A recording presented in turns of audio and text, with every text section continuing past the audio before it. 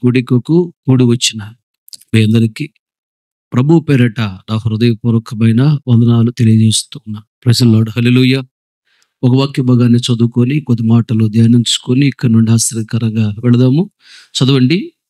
పేతురు రాసిన మొదటి పత్రిక 4వ అధ్యాయము 3వ వచనం. మనము పోగిరి చేష్టలు, మనము పోకిరి చేష్టలు, దురాశలు, ఆ, మద్యపానము, ఆ, అల్లరితో కూడిన ఆటపాటలు, ఆ, త్రాగుబోతుల విందులు, ఆ, చేయదగని విగ్రహ పూజలు ఆ, మొదలైన వాటి యందు నడుచుకొనుచు ఆ. అన్యజనుల ఇష్టము నెరవేర్చుచున్నటకు అన్యజనుల ఇష్టము నెరవేర్చుటకు గతించిన కాలమే చాలును. గతించిన కాలమే చాలును. చాలు. తలలపైకి ఎత్తిన వైపు చూస్తూ నా మాటలు గమనించి వాక్య భాగాన్ని గమనించినట్లయితే వాక్య భాగములో రక్షణ పొందక మునుపు యేసు ప్రభు నిజమైన దేవుడని నమ్మక మునుపు మనము అన్ని జనులము, పరజనులము. ఇప్పుడు మనము అన్ని జనులము కాదు, దేవుని యొక్క ప్రజలము, దేవుని బిడ్డలము. హల్లెలూయా. అయితే ఒకప్పుడు దేవునిని ఎరుగక మునుపు, యేసు ప్రభు నిజమైన దేవుడని తెలియక మునుపు, ఆయన్ని మనము నమ్ముకొనక మునుపు, బాప్తిస్మం తీసుకొనక మునుపు మనము కూడా అన్ని జనుల్లాగే ఉన్నాము. అన్ని జనులు అంటే నిజమైన దేవుణ్ణి ఎరుగని వారు అని అర్థం. నిజమైన దేవుడు ఎవరో తెలియదు. తెలియకుండా యేసు ప్రభువుని కాక ఇంకా ఏ దేవుణ్ణి ఎంత నిష్టగా పూజించినా, ఆరాధించినా, ఎంత కష్టపడినా, ప్రాణాలు పెట్టినా వారు అన్ని జనులు. ఎందుకంటే నిజమైన దేవుడు యేసు ప్రభు అని వాళ్ళకి తెలియదు. నిజమైన దేవుడు యేసు ప్రభువుని ఆరాధించట్లేదు. అన్ని జనులు అర్పించు అర్పణలంట ఎవరికంట? దేవునికి కాదు కానీ అవి దెయ్యాలకే అని వ్రాయబడి ఉన్నది బైబిల్లో. ఒకప్పుడు మనము కూడా నిజమైన దేవుడు యేసు ప్రభు అని తెలియక, ఆయనను ఆరాధించక ఏదేదో చేశాము, విగ్రహ పూజలు చేశాము. అప్పుడు మనము అన్ని జనులము. అసలు యేసు ప్రభు దేవుడని ఎరుగుకున్నటే అన్ని జనులు. అలా అన్ని జనుల్లాగా ఉన్నాము. ఇప్పుడు అంటున్నాడు చాలు, ఇప్పుడు యేసు ప్రభు నిజమైన దేవుడని తెలుసుకున్నాము, మనసు మార్చుకున్నాము, బాప్తిస్మం తీసుకున్నాము, ప్రతి ఆదివారం మందిరానికి వస్తూ ఉన్నాము, ప్రభువులో చేయి వేస్తూ ఉన్నాము, పరిశుద్ధాత్మ అభిషేకాన్ని గడు పొందుకున్నాము, ఒక సాక్ష్యము కలిగి బ్రతుకుతూ ఉన్నాం, దేవుని కొరకు రోషముగా బ్రతుకుతూ ఉన్నాం. కానీ మరలా అన్ని జనుల్లాగా ప్రవర్తించకూడదు అని చెప్తూ ఉన్నాను. మరి అన్ని జనులు అంటే ఎలా ప్రవర్తిస్తారు, ఎలా ఉంటారు అని గమనిస్తే ఇక్కడ 6 విషయాలు ప్రస్తావిస్తూ ఉన్నాడు దైవజనుడు పేతురు. మొదటిది, ద ఫస్ట్ వన్ ఏంటంటే అది పోకిరి చేష్టలు అని రాయబడింది. అవి మానుకోవాలి అంటాడు. పోకిరి చేష్టలు అంటే దాని అర్థం ఏంటంటే వెర్రి మాటలు, వెర్రి ప్రవర్తన, అది మానుకోవాలి. వెర్రి మాటలు అంటే ఎలా ఉంటాయంటే పిచ్చి మాటలు, పిచ్చి పిచ్చిగా మాట్లాడటం, పిచ్చి పిచ్చిగా ప్రవర్తించటం, పిచ్చోళ్ళలాగా. జ్ఞానము గలవారైతే జ్ఞానముగా మాట్లాడతారు, జ్ఞానంగా ప్రవర్తిస్తారు. ఫర్ ఎగ్జాంపుల్ చెప్తాను. ఒకరోజు ఒక పాత విశ్వాసి భార్య భర్తలు నా దగ్గరికి వచ్చారు ప్రార్థన చేయించుకోవడానికి. అప్పుడు ఒక విషయం గురించి వాళ్ళు అడిగారు, నేను చెప్పాను. చెప్పిన తర్వాత మరుసటి రోజు నేను ప్రార్థన చేసుకుంటే దర్శనంలో వాళ్ళ భార్య అంటుంది భర్తతో, ఆయన అంతే చెప్తాడులే, ఆ మాటలు మనం పట్టించుకోకూడదు. ఎవరి గురించి మాట్లాడేంటి? నా గురించి. ఆ దైవజనుడు చెప్పాడంటే అబద్ధం చెప్పడం, ఉన్నది లేనట్టు లేని ఉన్నట్టు చెప్పడం. చెప్తే దేవుడు ఒప్పుకోడు కదా. అంటాడు తన భర్త, ఏమనంటే నీకు తెలియదులే, ఆయన అంతేలే, ఆయన మాటలేం పట్టించుకోగాక, ఆయన కావాలని చెప్తున్నాళ్లే అని అంటుంది ఆవిడ. పిచ్చి మాటలు, వెర్రి మాటలు అంటే ఇవి. దేవుని దగ్గర నుంచి మాట దైవజనుడు ద్వారానే వస్తుంది నీ దగ్గరికి. వచ్చినప్పుడు దాన్ని వక్రీకరించకూడదు, ఎగతాళి హేళనగా మాట్లాడకూడదు, తీసేయకూడదు. దాని గురించి ఎఫెసీయులకు రాసిన పత్రిక 5:4-5 వచనాల్లో ఉంటుంది చూడు. కృతజ్ఞతా వచనమే కృతజ్ఞత వచనమే వీరు ఉచ్చరించవలెను కానీ వీరు ఆ బూతులైనను పోకిరి మాటలు అదుగో పోకిరి మాటలైనను సరసోక్తులైనను సరసోక్తులైనను ఉచ్చరింపకూడదు.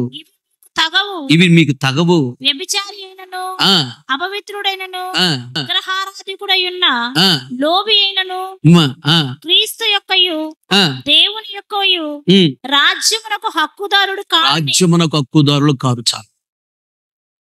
ఈ పోకిరి మాటలు, పోకిరి ప్రవర్తనలు ప్రవర్తించే వాళ్ళు ఈ దీవెన పొందలేరు, పరలోక రాజ్యానికి వెళ్ళలేరు. ఇవి అన్ని జనులు చేస్తారు. మనం అన్ని జనుల్లాగా ఉండకూడదు, అన్ని జనుల్లాగా ప్రవర్తించకూడదు, మాట్లాడకూడదు. ఒకటి.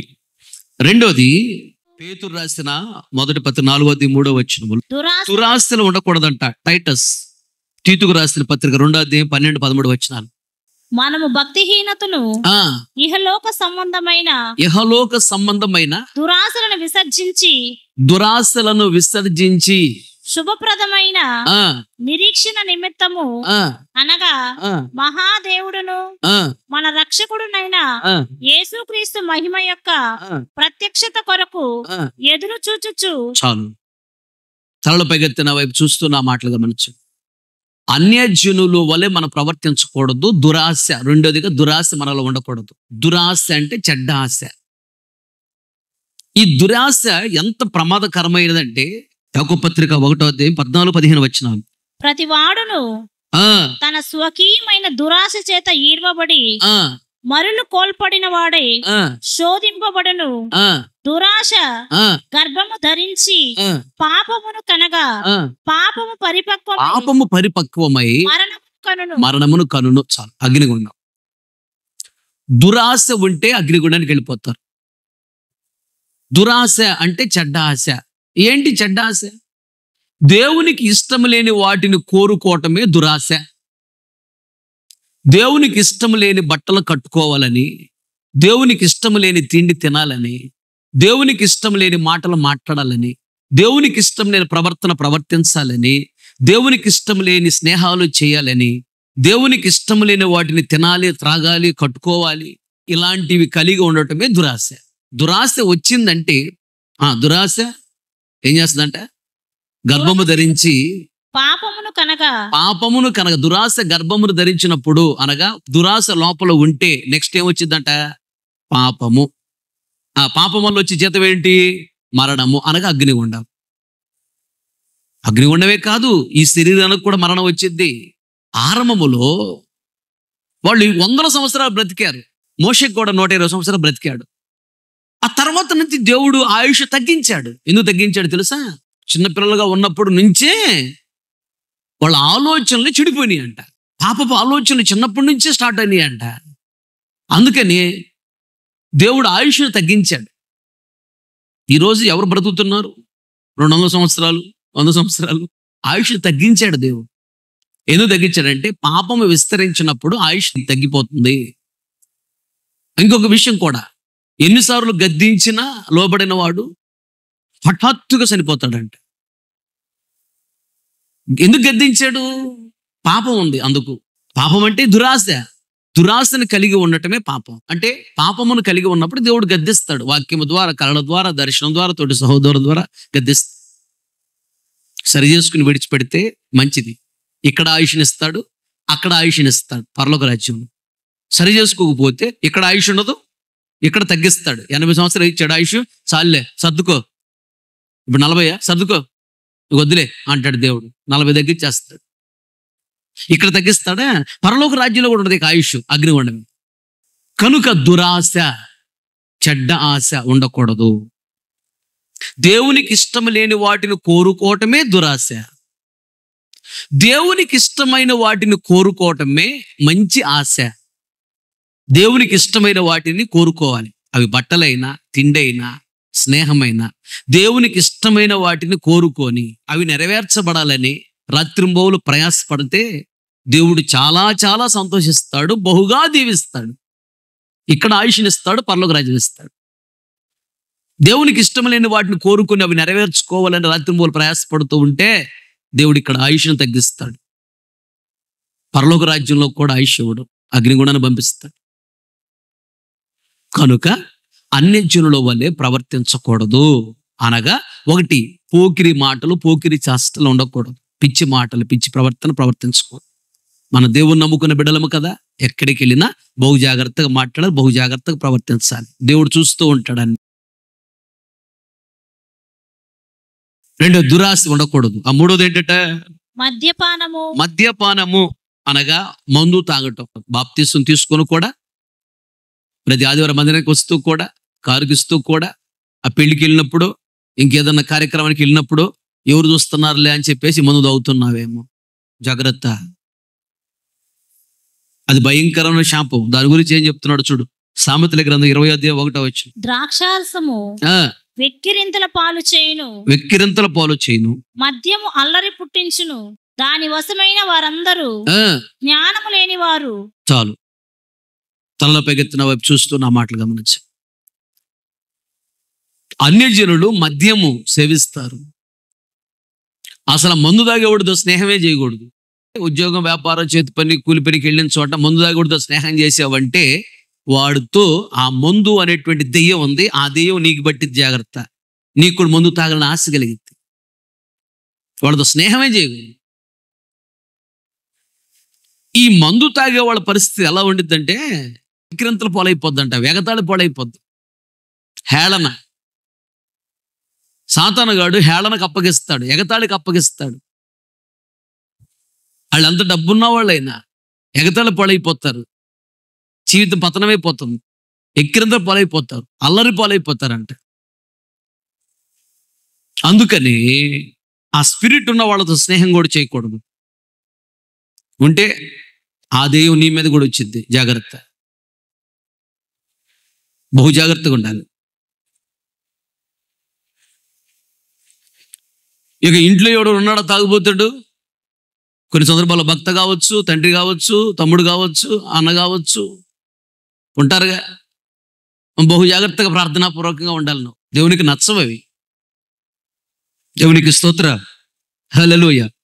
తీతుకు రాసిన పత్రిక 2:3 చూడు, అక్కడేమంటాడు, అలాగుననే వృద్ధ స్త్రీలు కొండె కత్తులను మిగుల మధ్య పానాసక్తులై ఉండక ప్రవర్తన యందు భయభక్తులు గలవారై ఉండవలనని. మద్యపానాసక్తులై ఉండక అంటక మందు తాగాలనే ఆసక్తి ఉండకూడదు. మరి ఏం ఉండాలంట, ప్రవర్తన యందు. దాని బదులు చెప్తున్నాడు, ప్రవర్తన యందు భయభక్తులు గలవారై ఉండవలెనని. దేవుని వాక్యము దూషింపబడకుండునట్లు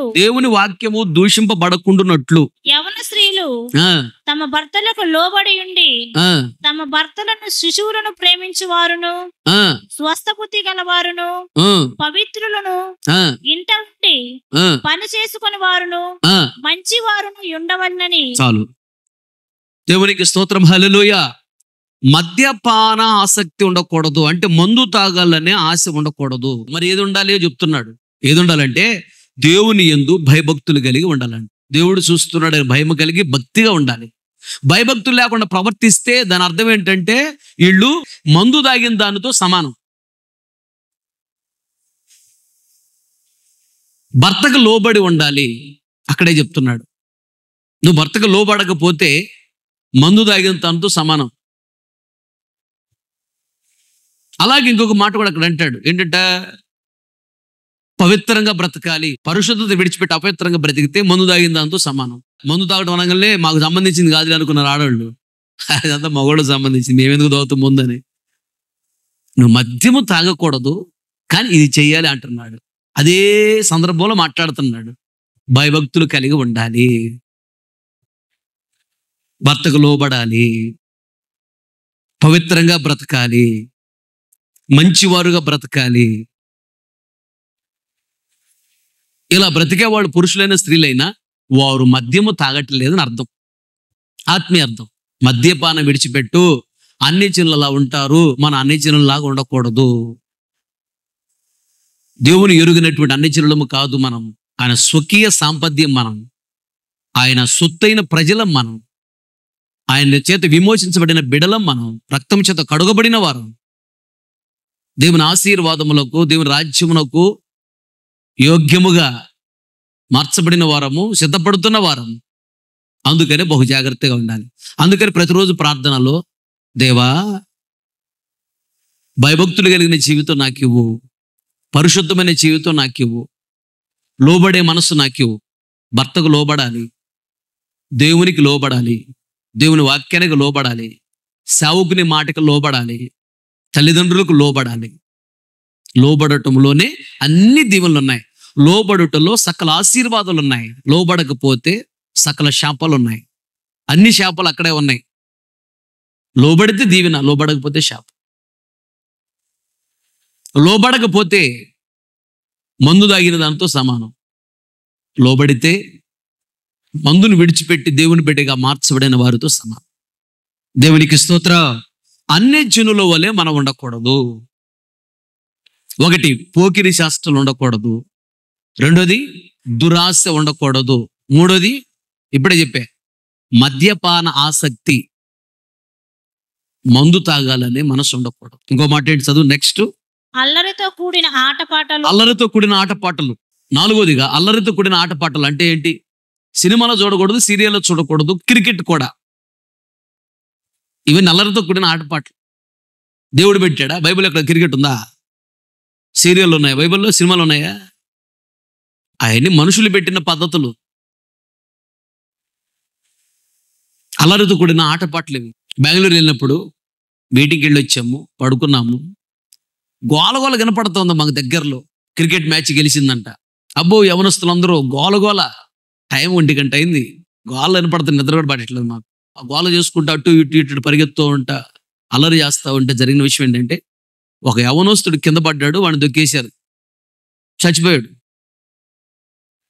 ఒకడే కొడుకంట, 12 కోట్లు ఆస్తుందంట. ఇంకా ఆడపిల్ల మగపిల్ల లేరు. గుంటలో పెట్టి గుంట దగ్గర బోర్లో పడి వాళ్ళ తండ్రి ఏడుస్తున్నాడు. 12 కోట్లు ఆస్తి ఎవరికి ఇచ్చేదయ్యా నేను అని. అక్కడ డబ్బు ఉంది, మా అమ్మ మా నాన్న సంపాదించారు కదా అని ఇక భయం భక్తి లేకుండా వెచ్చలబడిగా ఆ విధంగా తిరుగుతా ఉన్నాడు. వాడిని పడ్డాడు, ఫుల్ దాగి ఉన్నాడు. వాడు కూడా ఫుల్ దాగి డాన్స్ చేస్తున్నాడు. వాడు కూడా పడింది కూడా తెలియదు. ఆ పక్కన తొక్కిన వాళ్ళు కూడా తాగి ఉన్నారు, వాళ్ళకి తెలియదు. గుంపులు గుంపులుగా ఉన్నారు. తొక్కిసినట్లో అయిపోయాడు. సినిమాలు, సీరియళ్ళు, జబర్దస్తీలు, ఇంకేమున్నాయి అలాంటి. వాడు జోలికి వెళ్ళగాక జాగ్రత్త. అవి అన్ని జనులు ప్రవర్తించే ప్రవర్తన. అలాంటి మనసు ఉంటే నన్ను విడిపించు ప్రభువా అని ప్రార్థన చేసుకో. దానివల్ల నువ్వు దీవెనలు పోగొట్టుకుంటావు, ఆత్మీయ జీవితంలో దిగజారిపోతావు, సాతాను చేతిలోకి వెళ్ళిపోతావు, దేవునికి దూరం అయిపోతావు, ఆటోమేటిక్గా మందిరానికి దూరం అయిపోతావు, సేవకులకు దూరం అయిపోతావు, సాతాను చేతిలోకి వెళ్ళిపోతావు, అగ్నిగుండానికి వెళ్ళవలసిన పరిస్థితులు వస్తాయి దీవెనలు మొత్తం పోగొట్టుకొని. ఏది ఒక్కసారిగా జరగదు, చిన్న చిన్నగా జరుగుతాం. బహు జాగ్రత్తగా ఉండాలి. పెద్ద పెద్ద టీవీలు కొనుక్కున్నారుగా, సినిమాలు చూస్తూ ఉన్నారేమో. ఇంట్లో ఎవరు లేరు కదా, అన్న చూస్తున్నారా, అక్కడు చూస్తున్నారా, అన్నడు చూస్తున్నారా అనుకుంటే దేవుడు చూస్తున్నాడు. దానివల్ల నువ్వు చాలా దీవెనలు పోగొట్టుకుంటున్నావు. అల్లరితో కూడిన ఆటపాటలు అవి అన్ని జనుల ప్రవర్తనలు అవి. వాటి నుంచి మనం వేరవ్వాలి. దేవుడు త్వరగా రానన్నాడు. 4 రోజుల జీవితం ఇది. ఈ 4 రోజులు ప్రభు కోసం బ్రతికితే చాలు, అంతే. అన్ని జనుల లాంటి ఆలోచనలు మనం చేయకూడదు. లోకస్తుల్లాగా ఆలోచించకూడదు. లోకస్తులాగా మనం ప్రవర్తించకూడదు. మన లోకస్తులము కాదు, దేవుడు మన వేరు చేశాడు. వాళ్ళు నిత్య నరకానికి వెళ్తారు, కోట్ల సంవత్సరాలు కలుస్తారు, తీరు. జీవన ఉండదు, సంతోషం ఉండదు, సమాధానం ఉండదు. బాగున్నట్టే కనపడతారు వాళ్ళు, ఏముండదు. ఆ తర్వాత 5వది, త్రాగుబోతుల విందులు. అంటే కొందరు త్రాగరు. వాడు ఫ్రెండ్ ఉంటాడు, ఈయన మారాడు, వాడు ఫ్రెండ్ మారలా. వాడు మారవలసి లేదు, బాప్తిసం లేదు, వాడితో స్నేహం చేస్తూనే ఉంటాడు. ఒరే నేను పాస్ అయ్యానురా, పార్టీరా, తప్పసరి నువ్వు రావాలంటాడు, వెళ్తాడు.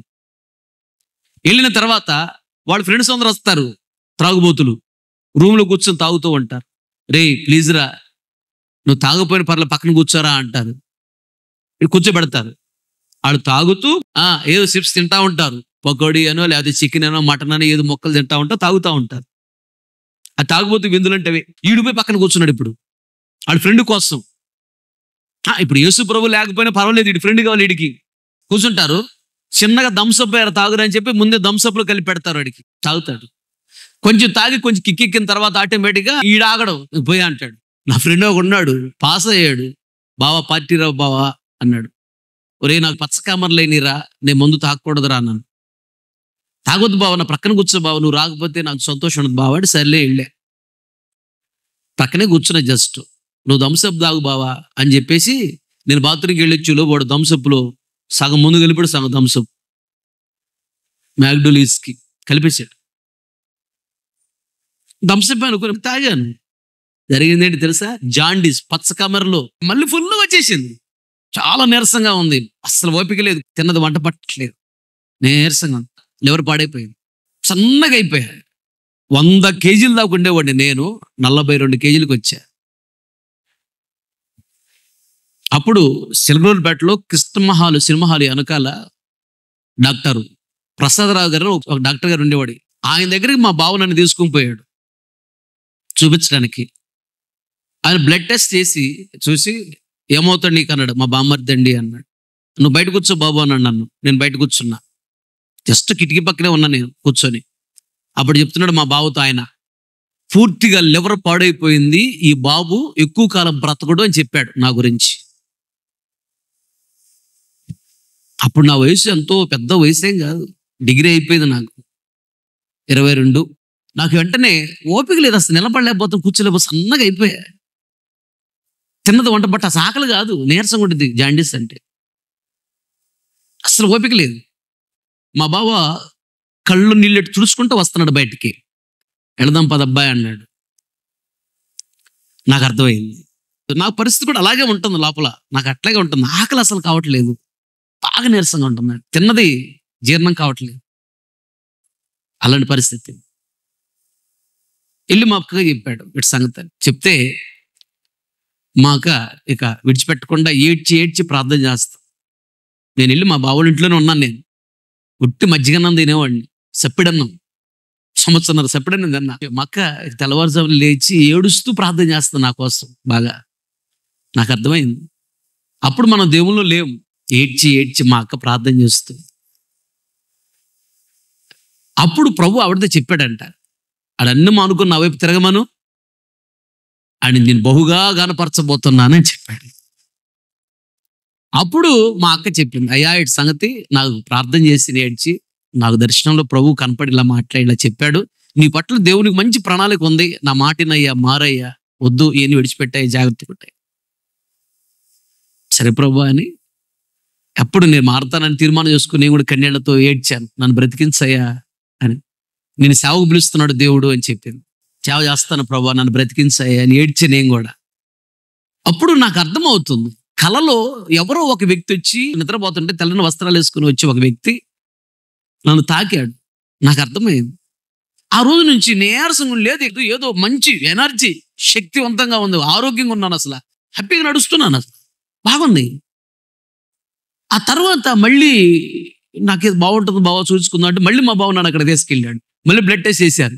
చేసి అన్యుడైనటువంటి ఆ డాక్టర్ చెప్పిన మాట ఏంటంటే, వాస్తవంగా నువ్వు బ్రతకడానికి ఛాన్స్ లేదు, రక్తంలో మార్పు వచ్చింది, అంటే పూర్తిగా పాడైపోయింది లివరు. మళ్ళీ బ్లడ్ టెస్ట్ చేస్తే లివరు చాలా యాక్టివ్గా ఉంది, చాలా బాగుంది, దేవుడే నిన్ను ముట్టాడు అన్నాడు. ప్రజలాడు హల్లెలూయా.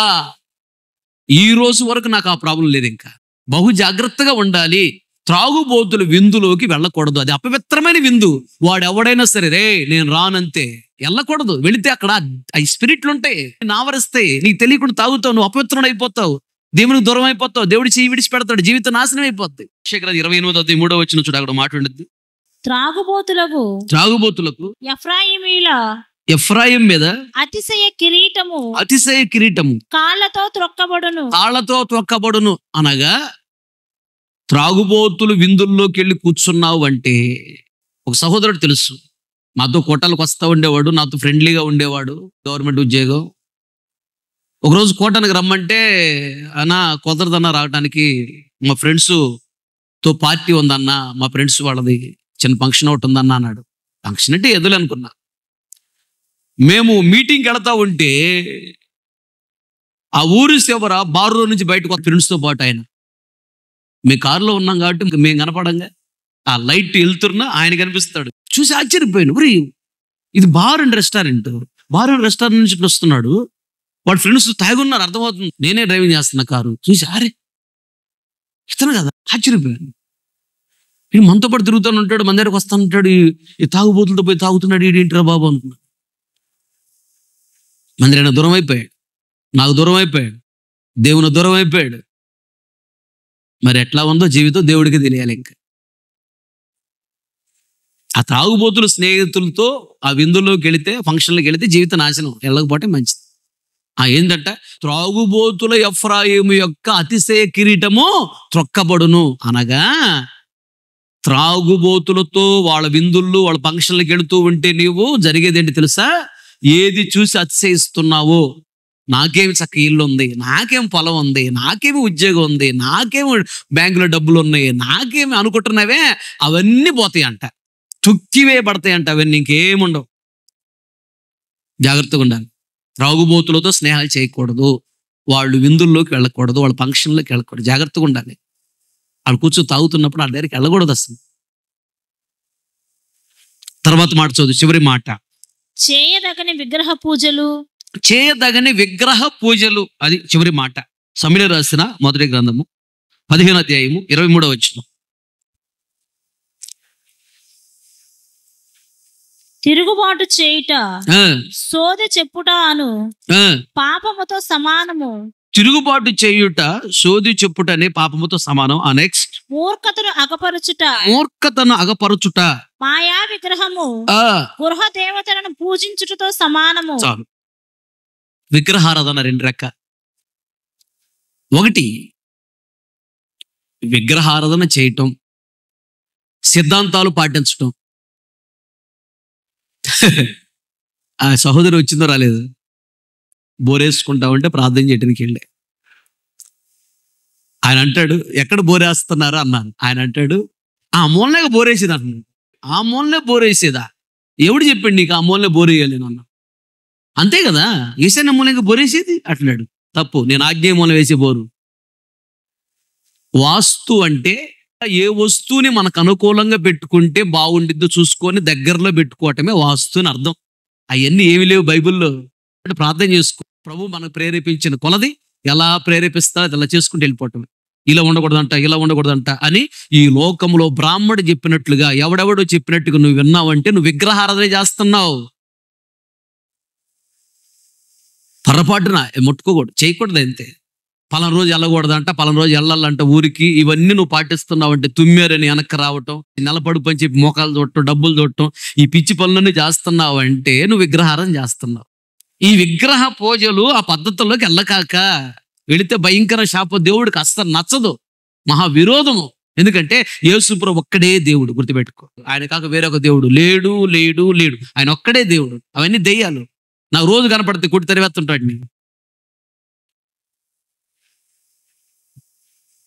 కనుక ఆ విగ్రహారాధన జోలికి వెళ్ళకు, పెట్టినా తినకు, వాటి ముఖం కూడా చూడకు. కనుక విగ్రహ పూజలు, విగ్రహాలు చేయకూడదు, వాటికి సంబంధించి తినకూడదు, సిద్ధాంతాలు నువ్వు పాటించకూడదు, వాటి జోలికి వెళ్ళకూడదు. నువ్వు ₹1,00,00,000 ఇచ్చిన సిద్ధాంతాన్ని నేను పాటించను. ఆత్మీయ అర్థం ఏంటంటే విగ్రహారాధన అంటే వాక్యాలు విన్నా, సేవకుల మాటలు విన్న తర్వాత మూర్ఖంగా నేను ఇంతే, ఆయన ఎన్ని చెప్పి నేను వినను, నేను ఇంతే అని వెళుతున్నావంటే నువ్వు విగ్రహారాధన చేస్తున్నావు అని అర్థం. దేవుడు అసహించుకుంటాడు. జాగ్రత్త. నువ్వు సేవకుడైనా, సేవకురాలైనా, విశ్వాసువైనా, ఎవరివైనా సరే, సేవకుడు నీకు ఒక మాట చెప్పినప్పుడు నేను ఇంతే అని మారకుండా, సరి చేసుకోకుండా, ఆయన ఎన్ని చెప్పి నేను వినను, నేను ఇంతే అని మూర్ఖంగా నువ్వు వెళ్ళిపోతున్నావంటే నువ్వు విగ్రహారాధన చేస్తున్నావు. అన్ని చిన్నుల్లాగా ఉండకూడదు. మోకరించండి, ప్రార్థన చేసుకో. ప్రేమగల తండ్రి, జీవముగల యేసయ్య, సర్వశక్తి గల దేవా, స్తోత్రం. ఎంతైనా నమ్మదగిన దేవుడవు. ఇదిగో తండ్రి, రాత్రికాల సమయంలో ఆత్మస్వరూపికి మా మధ్యకి దిగి వచ్చి మీ దాసుడుగా నన్ను మరుగుపరచి సంఘముతో బహుతేటగా, సూటిగా ఆదరిస్తూ, ఓదారుస్తూ, బలపరుస్తూ, హెచ్చరిస్తూ, గద్దిస్తూ, సరిచేస్తూ మాతో మీరు మాట్లాడినందుకు స్తోత్రాలు చెల్లిస్తూ ఉన్నాం. రేపటి దిన మీ రక్తమాంసాల్లో పాలు పొంగులు పొందబోతున్నాం కనుక ముందుగా ఈరోజు మాతో మీరు మాట్లాడినందుకు స్తోత్రాలు చెల్లిస్తూ ఉన్నాం. దేవా, ఒకప్పుడు అన్ని జనులుగా మేము ఉన్నాం, నిజమైన దేవుడు మీరని ఎరుగక ఇష్టం వచ్చినట్టుగా మేము ప్రవర్తిస్తూ అన్ని జనులుగా ఉన్నాం. కానీ మనసు మార్చుకున్న బాప్తిసం తీసుకొని మీ సొత్తుగా, మీ స్వకీయ సాంపాద్యముగా మార్చబడిన మేము మరలా అన్ని జనులాగా ప్రవర్తించకూడదని మీరు మాతో మాట్లాడుతున్నారు. హెచ్చరించినందుకు స్తోత్రం. ఒకటి, పోకిరి మాటలు, పోకిరి శాస్త్రలు, పిచ్చిగా వెర్రిగా మాట్లాడకూడదని మీరు మాకు నేర్పించినందుకు స్తోత్రాలు చెల్లిస్తూ ఉన్నా. రెండోది, దురాశలు, నీకు ఇష్టం లేనటువంటి వాటిని మేము కోరుకోకూడదు. నీకు ఇష్టం లేని వాటిని తినాలని, నీకు ఇష్టం లేనిటువంటి త్రాగాలని, నీకు ఇష్టం లేని బట్టలు కట్టుకోవాలని, నీకు ఇష్టం లేని స్నేహాలు చేయాలని, నీకు ఇష్టం లేనివి అనుభవించాలని, అలాంటి దురాశలు మాలో ఉండకూడదని మీరు మాతో మాట్లాడారయ్యా. స్తోత్రం స్తోత్రం. మూడోదిగా, మద్యపానం ఆసక్తి ఉండకూడదని, మందు తాగాలని ఆసక్తి ఉండకూడదు. భయభక్తులు కలిగిన జీవితం చేయాలి, భయభక్తి లేకుండా ప్రవర్తించకూడదు. పరిశుద్ధంగా బ్రతకాలి, అపవిత్రంగా బ్రతకూడదని, వాక్యానికి లోబడాలి. దేవా, నీకు లోబడాలని, సేవకులకు లోబడాలని, భర్తకు లోబడాలని, పెద్దవాళ్ళకు లోబడాలని. అదే మద్యపానం విడిచిపెట్టడం అంటే మాట్లాడుతూ వచ్చారు. పవిత్రంగా బ్రతకాలని. నాలుగోది, అల్లరితో కూడిన ఆటపాటలు, సినిమాలు, సీరియళ్ళు, జబర్దస్తీలు, ఇవన్నీ విడిచిపెట్టాలని మీరు మాతో మాట్లాడారయ్యా. స్తోత్రం స్తోత్రం స్తోత్రం. నాలుగో, త్రాగుబోతుల విందులు, పక్షులు చేసుకుంటున్నప్పుడు వాళ్ళకు దూరంగా ఉండాలి, వాళ్ళ దగ్గరికి వెళ్ళకూడదు, వాళ్ళ దగ్గరికి వెళ్ళి కూర్చోకూడదని మాట్లాడినందుకు స్తోత్రం. ఆరోదిగా, విగ్రహారాధన చేయకూడదని మీరు మాట్లాడుతూ వచ్చారు. ఈ లోకపు సిద్ధాంతాలు, సింగినాదులు పాటించకూడదు, బ్రాహ్మణుడు చెప్పినట్టుగా వినకూడదు, ఆ పద్ధతుల్లోకి వెళ్ళకూడదు, వినకూడదు, అవి తినకూడదని మాట్లాడారు. ఆత్మీయార్థము, మూర్ఖముగా ప్రవర్తించకూడదు, మూర్ఖముగా మాట్లాడకూడదు. ఇన్ని వాక్యాలు విన్నప్పుడు వెంటనే వాక్యం వినగానే పశ్చాత్తాపడాలి, లోబడాలి, సరి చేసుకోవాలి. నేను చేసిన తప్పే, ఇక నేను జాగ్రత్తగా ఉంటా, సరి చేసుకోవాలి. కానీ ఎదురు మాట్లాడక, ఎదురు తిరగకూడదు. నేను ఇంతే, నీ సరి చేసుకుని అలా మూర్ఖంగా ప్రవర్తించకూడదు, అది విగ్రహారాధనతో సమానమని. అలాంటి వాళ్ళు దేవా, మధురానికి, సగారికి, సేవకులకు, దేవునికి దూరమై, పరలోక రాజ్యానికి దూరమై చివరికి నరకానికి వెళ్ళిపోతారని వాక్యం వినగానే పశ్చాత్తాపం రావాలి, కానీ మూర్ఖత్వం రాకూడదు. దేవ, నీకంటే ఎక్కువగా దేన్ని ఎవరిని ప్రేమించకూడదు, అది విగ్రహారాధనని. అన్నిటికంటే ఎక్కువగా, అందరికంటే ఎక్కువగా నిన్నే ప్రేమించాలని మీరు మాట్లాడారు. విత్తబడి వాక్యం వృధా కాకూడదు. విన్న ప్రతిగుండల వాక్యాన్ని స్థిరపరచండి, వాక్యానుసారమైన జీవితం అనుగ్రహించండి, పశ్చాత్తాపకైనటి ఆత్మను కుమరించండి, మనోనేత్తులు చక్కగా వెలిగించండి, భయము భక్తి చేత నింపండి, సాతాను సిగ్గు వంచిన రోదనకులు వచ్చేవని యేసు నామములో అడిగి పొంది ఉన్నాము తండ్రి, ఆమేన్.